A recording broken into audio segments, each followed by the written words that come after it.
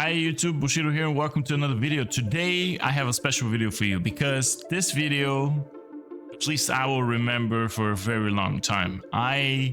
This is the GILA that survived. In this video I will show you what it feels like and how dangerous it is to do a T6 without implants. By mistake, the other day I jumped in to do T6s after a long day, realizing that I forgot to put my high-grade crystals in, and it was a really challenging thing, but I did survive with the GILA. Right now I'm gonna show you the footage. I did tend to record this, and I'm glad I did. Here I will show you what it felt like, what it was, my realization that I messed up, and I will show you the same exact room with implants on, so you can see the difference in how much more tanky your GILA would be with high-grade crystals. The very first hit that I get in this room, I already had like 20% of my shield gone with the very first hit, like 60 kilometers away. This was crazy. But let's talk. I will walk you through my thinking process and what was happening over here in this room. I'm at this point already starting to panic because this GILA, for those of you who don't know, this is one of the most expensive fits that exists in terms of the GILA. This is a close to 30 billion ISK GILA, it is fully Abyssal rolled GILA with really expensive modules. Each module is roughly 5 billion ISK each. So keep in mind, this is my popular Ferrari GILA that has been gifted to me for these testing purposes. And it is impossible to die in this GILA if you have your mods on and your crystals on. Like, you have to, I don't know what kind of room or filament you need to do in order to die with this GILA. Maybe darks is not going to be a good option, but it is really difficult to die in this GILA when you have everything set up. As you can see here, I start to get a lot of DPS. I'm panicking, and this is where I already realized that I didn't have my implants on, because I was doing some PvP earlier. I didn't have any implants on for running the Abyssals, and I've never seen this shield that red. I already knew I fucked up.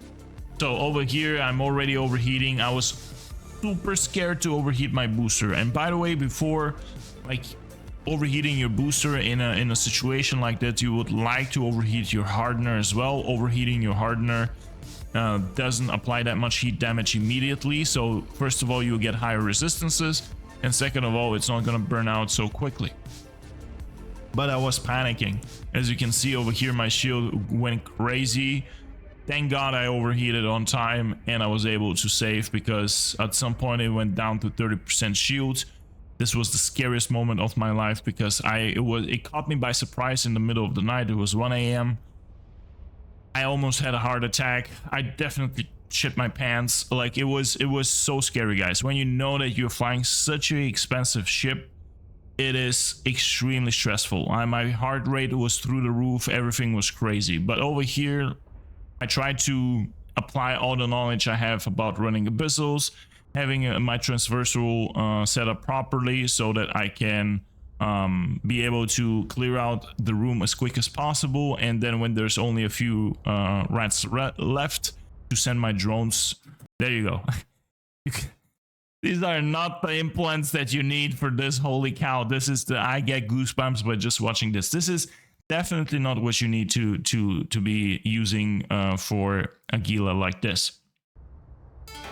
But yeah, basically I messed up, and I was fortunate enough to have a good Abyssal in terms of RNG for the next couple of rooms. I managed to survive the first room, which in this particular T6 exotic and was the most difficult room out of all 3 that I got.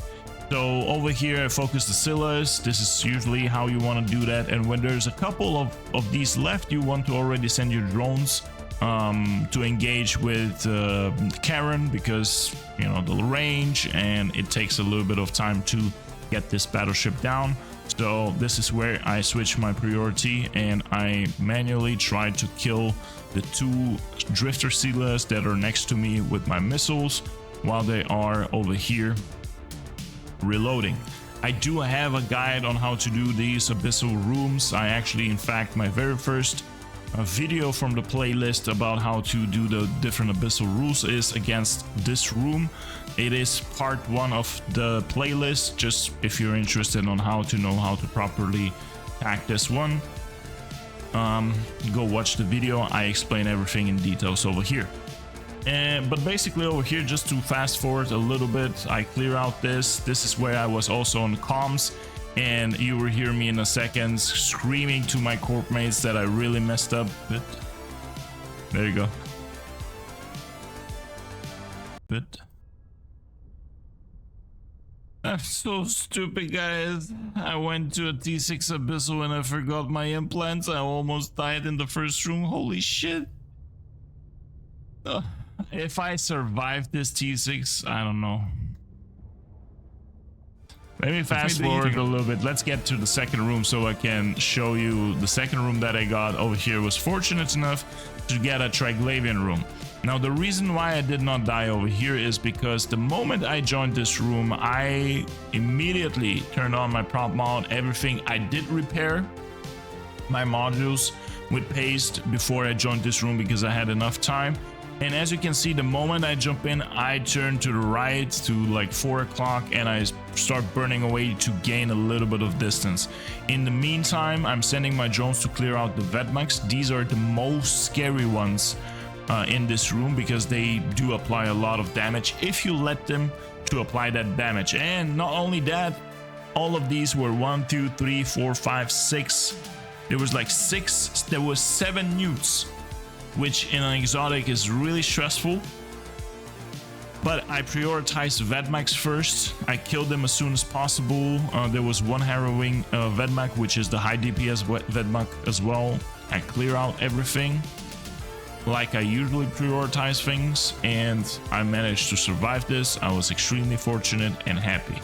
This room can also hurt a lot if you let the Vedmaks do their job like properly. If you just give them a couple of minutes where they start burning you, it is going to hurt as a truck. But I was able to clear out the room, clear out the Vedmaks. After I've done with the Vedmaks, it was a piece of cake. I already, relaxed a little bit. Everything was fine. And the last room was the Giga. Let me just fast forward. The last room was my biggest RNG ever. I don't care about loot anymore.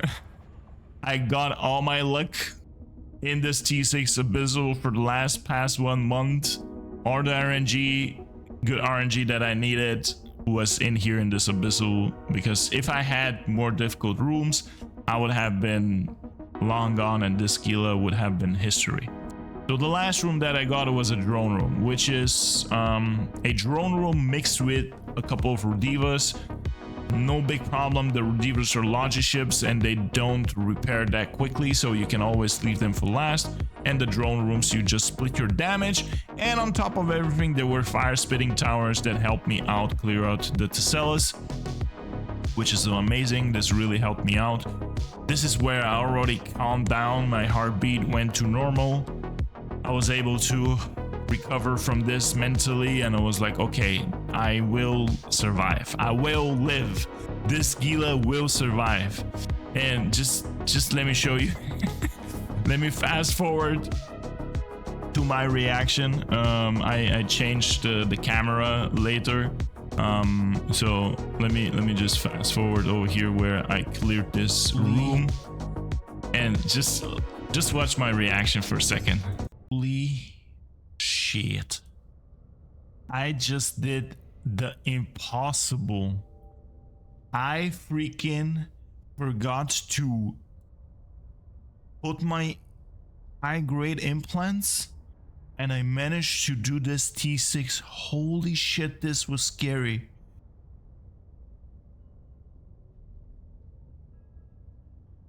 Never do this. This is a 30 billion GILA. A 30 billion GILA. Holy shit. I did it with these implants. These These are completely the wrong implants.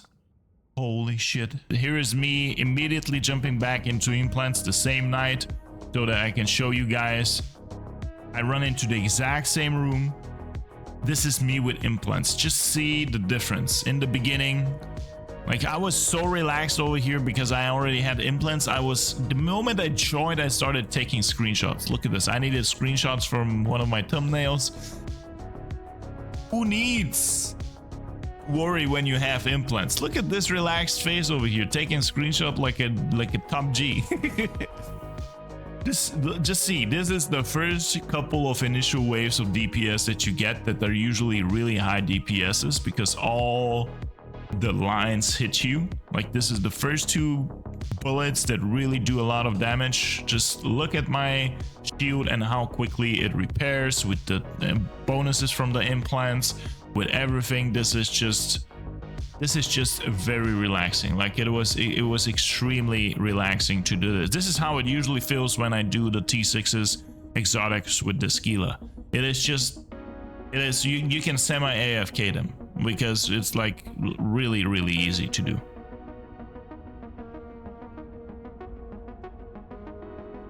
Nothing to worry about. You get a lot of DPS in, but your shield is so active, so it's boosting very effectively. Like, even if you get a little bit of damage, it's being repaired immediately.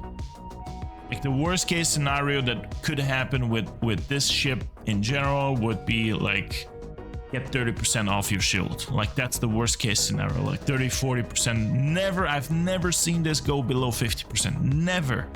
Never with implants. It is a joke.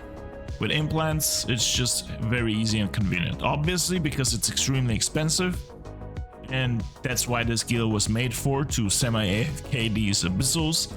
But yeah, I just wanted to show you that it's like day and night with implants and with no implants. So make sure you get implants. They're extremely important for the GILA and in general for every ship that you're using.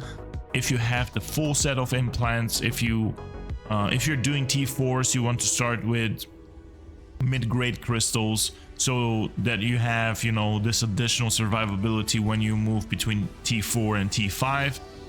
However, T5, I would already start doing them with high-grade crystals. You will thank me later. Like, it's day and night difference. So high-grade crystals, it is a bigger expense. It is more expensive to get the high-grade crystals for T5s and T6, but it is totally worth it to get them because you will have so much more survivability. Look at me continuing to make some screenshots. Kadoosh. I hope this was a fun video to watch. I really uploaded this more for, you know, having the memory of how I almost lost to GILA. I'm pretty sure some of my some folks from my community would like to have this video and to see it as well. It was for educational purposes. You can also see what is the difference between between having crystals and no crystals. Don't forget your implants. Have fun, fly safe. If you want to see more, make sure you subscribe. I'll see you in the next one. Peace.